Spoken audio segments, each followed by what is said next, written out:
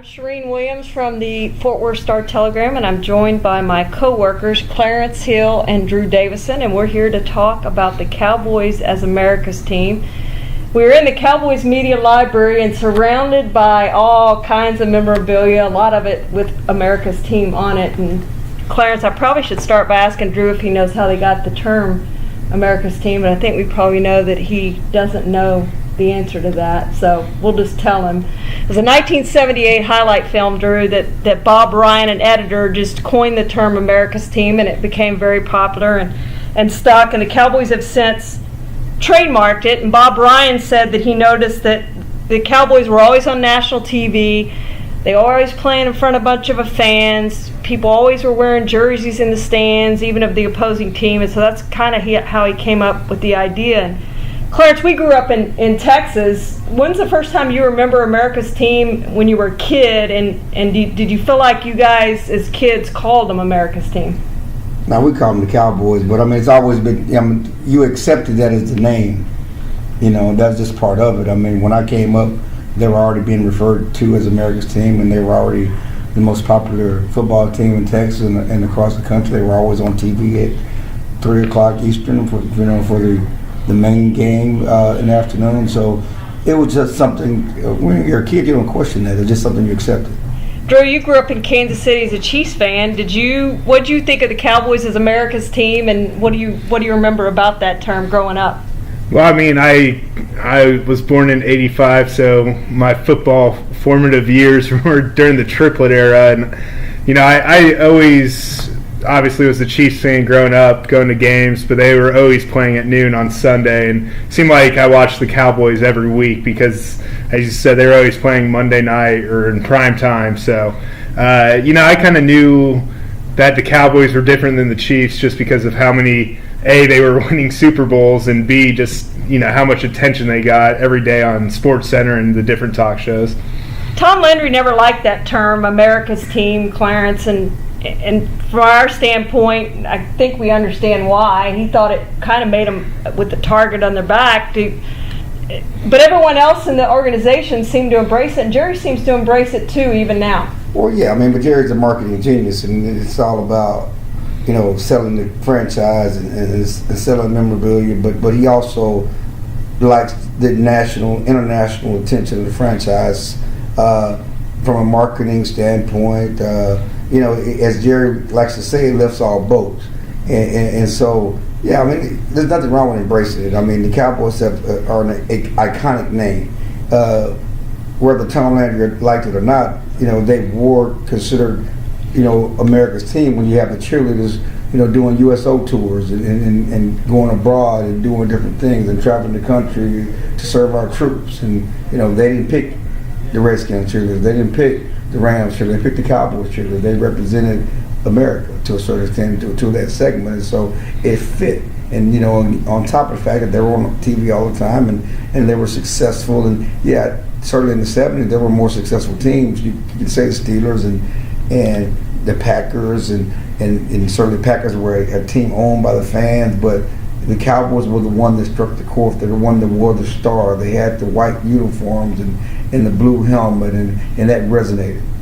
The Cowboys in their new practice facility known as the Star in the executive offices upstairs have a wall that has the America's team mural on it, and it's pretty neat. And Drew, you've done a lot of stories on Forbes and where this team ranks as the most valuable sports franchise in the world now. Do you think that says something about them as America's team? Oh, without a question. I mean, and, you know, kind of the flip side to being America's team is you kind of become a polarizing team because it's easy to hate, you know, the Cowboys. If you look around the country, it's kind of like the Yankees. The Yankees are the most recognizable baseball franchise out there by far, and, you know, they're polarizing. People either like them or hate them. You have an opinion, and I think the Cowboys and Jerry Jones have kind of embraced being that villain to some, the hero to another, and I think you can definitely see that through how much money they've generated and how much value they have, just because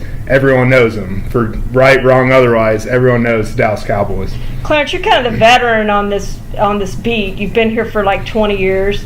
when you go on the road with the Cowboys, can you kind of describe to people what it's like to be, I say it's sort of like the Beatles, but to be in their team hotel and to be waiting and to go to games, and sometimes the buses are egged and things like that. What kind of stuff have you seen when you go on the road with the Cowboys? I think that's evolved. Certainly when I initially started in the beat, they were fresh off being a team of the 90s and 3 Super Bowl titles, and certainly there was a different fanfare surrounding the Cowboys back then when you still had Troy Aikman and Emmitt Smith and Michael Irvin and Deion Sanders and those guys who were stars among stars, not just in Dallas but in the league. Certainly it was, the hotels were packed and fans would stand outside the hotel waiting on the team buses to get autographs. And the funny thing is it's been 20 years since the Cowboys have won a Super Bowl, and they have exactly 500 records since 1997. Actually, they're one game under 500, and now they lost the season opener. So I think some of the star is not shining as bright, but it's still the Cowboys, and they still do get a lot of people at the hotel. And I do remember, the times, the buses were egged in Oakland and certainly in Philadelphia, and you get people shooting a finger and everything at the buses when we did ride the buses into the stadium. But I think that the shine is not the same as it was, but it still shines brightly, especially when you compare it to other teams across the league. It's still bright. It's just not what it was, not what it once was, because the team has not been good for a while. 1995, as Clarence said, was the last time the Cowboys won the Super Bowl. Do we think because of that, and Michael Irvin insists that America's team doesn't have to do with winning and losing, but Drew, let's start with you. Do you think the Cowboys, because they haven't won in so long, are still America's team? Oh yeah, I do, and it's because they still get the primetime games. They still generate TV ratings.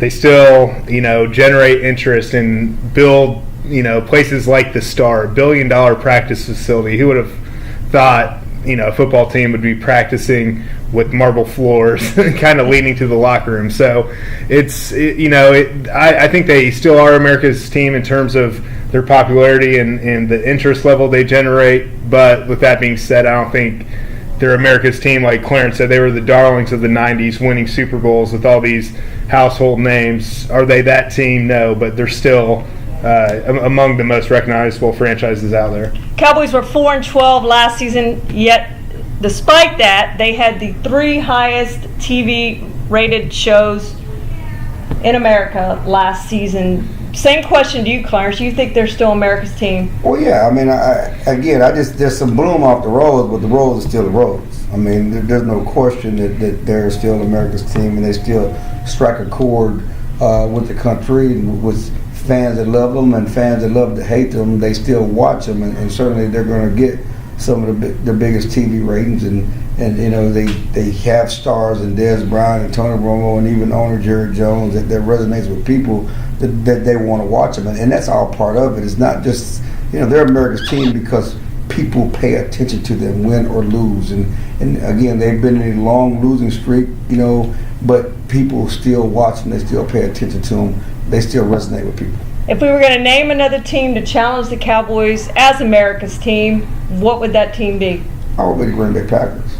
There's no question. There are people that can make cases for, I guess, the Steelers or the Patriots, or name the Patriots, but it would be the Green Bay Packers. There's no question about that. I agree with that. I have to say the Green Bay Packers. You can buy stock in the Green Bay Packers. It might be meaningless, but you can buy stock in the Packers. Yeah, well, I would argue the Patriots right now, just because of they are kind of the Cowboys of the 90s with how many Super Bowls they've gone to with Tom Brady and so many recognizable stars. When you look at Brady and Gronk and some of their guys, Bill Belichick's kind of this coaching legend right now, and they're a team that I think people have an opinion on. Whereas the Packers, I don't know if as many people hate them, so to speak, and I think you kind of need that to be considered America's team. You got to have that love-hate relationship, and I think it's easier to hate the Patriots than it is the Packers. Thank you for joining us on the Star Telegram. I'm Shireen Williams, and with Drew Davison and Clarence Hill.